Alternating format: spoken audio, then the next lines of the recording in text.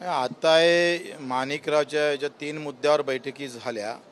एकतर कर्जमाफीचा विषय होता, पेरणी ते कापणीपर्यंत सगळे कामं MRGSमध्ये त्याची एक समिती त्यांनी गठीत केली आणि 6 महिन्यात रिपोर्ट देऊन केंद्र सरकारला तो प्रस्ताव पाठवला जाईल, जेणेकरून उत्पादन खर्च कमी करण्याची ताकद आमच्या मागणीमध्ये आहे. त्याची एक प्राथमिक तयारी आता प्राथमिकता आलेली आहे. दुसरं आम्ही सांगितलं की मी त्यांना प्रश्न विचारला आणि सरकारला मी एक प्रश्न केलेला आहे का जर रासायनिक खताले सबसिडी देता तर शेणखताले सबसिडी का देत नाही याचं उत्तर पाहिजे. मागणी नाही आहे आमची काही.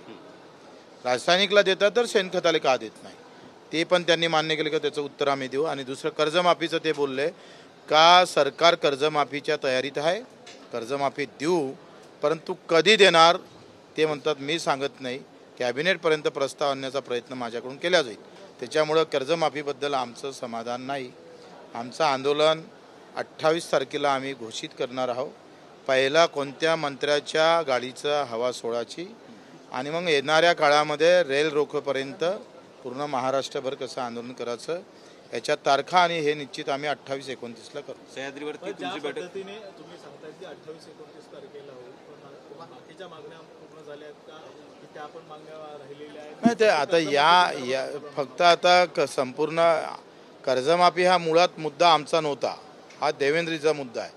आणि त्यांनी 10 डाव सांगितलं. आता आम्ही ऐका प्रत्येक गावामध्ये देवेंद्रजीचं भाषण प्रत्येक वट्या चव्हाट्यावर आम्ही लावणार आहोत. 7-12 कोरा कोरा कोरा.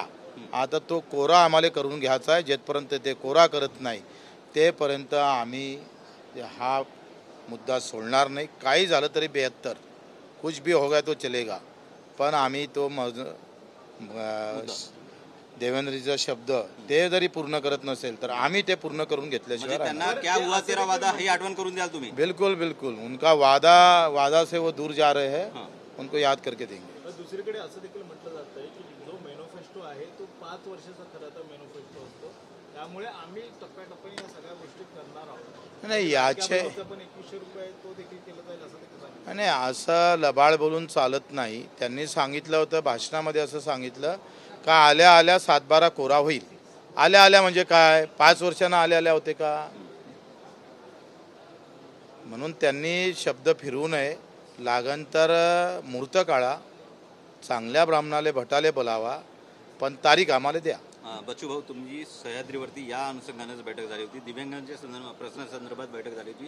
त्यानंतर तुम्ही माध्यमांशी संवाद साधताना म्हटलं होतं की माझं समाधान झालेलं नाही आहे, हत्यार असेल 2 मुद्द्यावर. बाकीचे मुद्दे दिव्यांगाचे खूप चांगल्या प्रकारचे हाताळले गेलेले आहे. त्याचे कदाचित GR या 5-6 दिवसात निघेल. परंतु आमचा दिव्यांगाच्या मानधनवाढीच्या बाबतीत असू दे, कर्जमाफीच्या बाबतीत असू दे, ह्या 2 मुद्दे आमचे महत्त्वाचे होते. त्याच्यावर समाधान झालं नाही. 19 मुद्द्यावर जरी सरकार सकारात्मक असलं दिव्यांगाच्या बाबतीत, पण त्या मागणीमधला त्या खरा आत्मा जो आहे तो मानधनवाढीचा आहे आणि कर्जमाफीचा आहे. तो आम्ही पूर्ण केल्याशिवाय राहणार नाही. 2 बैठकीत तुम्ही असमाधानी आहात, आता परत काहीतरी कर्जमाफीवरून तुम्ही आक्रमक व्हाल का? लाडक्या बहिणीचा याचा काही संबंध नाही आहे. 7 लाख कोटीच्या बजेटमध्ये 45-40 हजार कोटी जातं आणि कर्जमाफीले 35 ते 40 हजार कोटी लागतं. त्यानं फार मोठा विषय नाही आहे.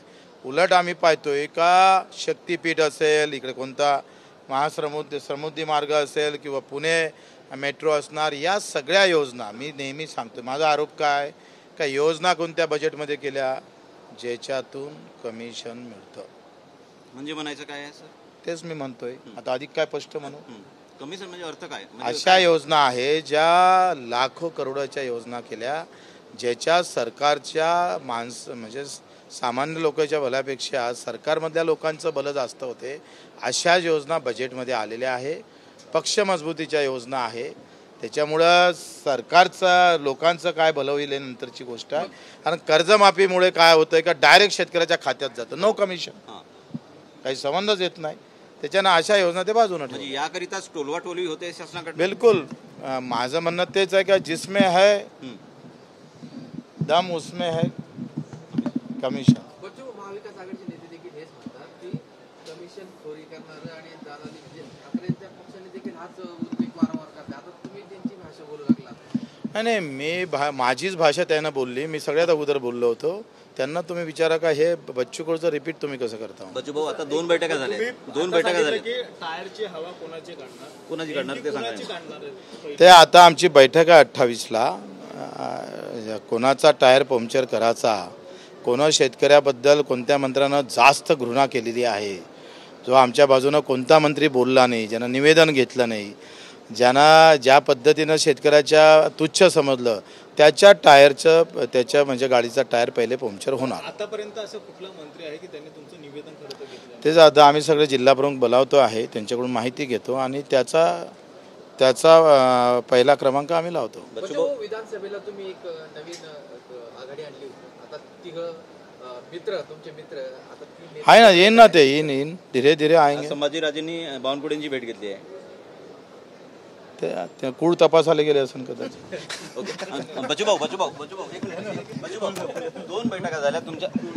बच्चू भाऊ, सह्याद्रीवरती आणि मंत्रालयात 2 बैठका झाल्यात, कृषी मंत्र्यांसोबत बैठका झाल्यात. जर यामध्ये टोलवाटोलवी शासन करताय तर आगामी काळात काही मोठं होईल असं वाटतंय का? तर मी तेच सांगितलं का येणारे मे महिन्यापर्यंत, मे जून, आम्ही सरकारच्या समोर मोठं आव्हान आंदोलनाच्या माध्यमातून उभं करू. शेतकऱ्यांना अतिशय जास्त संख्येनं सहभागी करून घेणे आणि एक मोठ्या आंदोलनासमोर सरकारला जावं लागेल. बच्चू तुमचे मित्र आज आहे, तुम्ही त्यांना सल्ला दिला का शेतकऱ्यांसंदर्भात बोलताना थोडं सांभाळून बोला, काही सल्ला वगैरे दिला की तुम्ही मीटिंग मध्ये? नाही, बोलताय त्यांनी बोलणं तेवढं सांभाळलं म्हणजे मन चांगलं आहे, पण तोंड थोडंसं सांभाळलं तर जमून जाईल. दिला सल्ला तुम्ही त्यांना? दिला मी.